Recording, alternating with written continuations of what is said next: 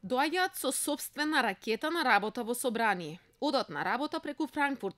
Не се трошоците големи, бензинот е скап. Ова се само неколку од многобројните шеги на сметка на пратениците откако во предложениот буџет за 2018-та ставката за патни трошоци и надоместоци порасна на 1.300.000 евра. Во неа спаѓаат и патните трошоци кои ги исплаќа собранието на пратениците кои не живеат во метрополата и секој ден патуваат до работното место во парламентот. Но дел од организациите кои се занимаваат со спречување на корупција коментираат дека повеќе не е време за шега, туку сериозни промени со кои ќе се регулираат привилегиите на функционерите. Трошоците на пратениците спаѓаат во привилегија.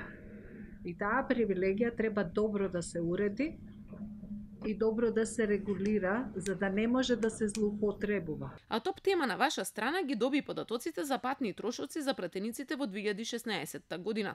Податоци кои се однесуваат на претходниот состав кој се распушти на 18 октомври 2016 поради предвремените парламентарни избори.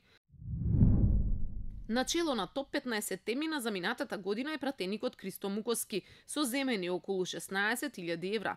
Веднаш за него е Чуклев Драган со 15.700 евра, а трет е Аврамовски Момчило со земени 14.500 евра.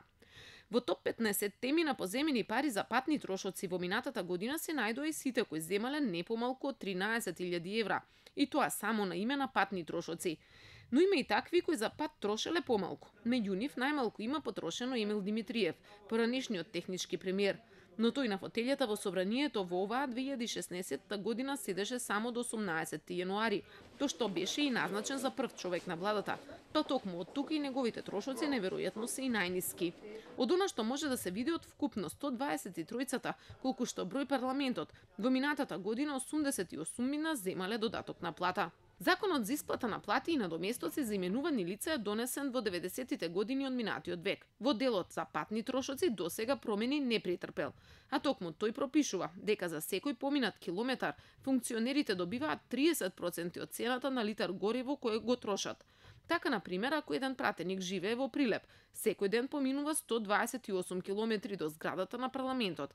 Ако цената на горивото е 1 евро или 60 денари, тогаш за секој поминат километар тој добива 20 денари или помножено со 128, тоа е 2560 денари дневно. Ова значи дека за цел месец тој би земал околу 1000 евра само за патни трошоци, годишно и повеќе од 10.000 евра.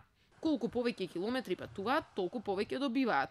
Па коментарите се дека колку живеат подалеку, толку и ќарот е поголем. Досега ниту една власт не го промени ова. Последниот предлог на координаторот на владеачката СДСМ Тунтев е наместо 30% надоместокот да се намали на 20% од цената на литар гориво.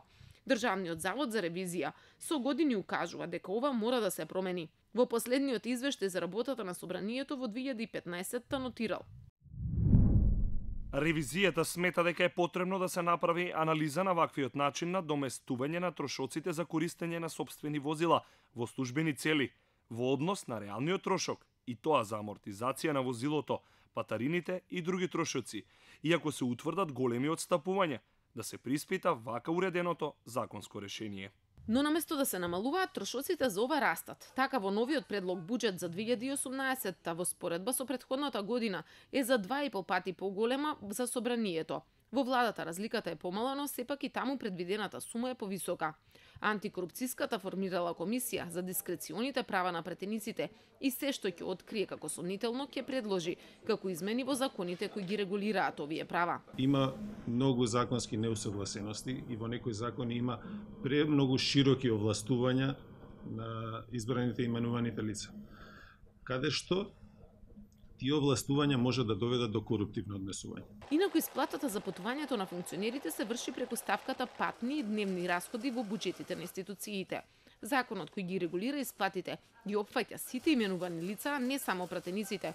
Па со неговата измена и останатите институции ќе заштедат на овие трошоци.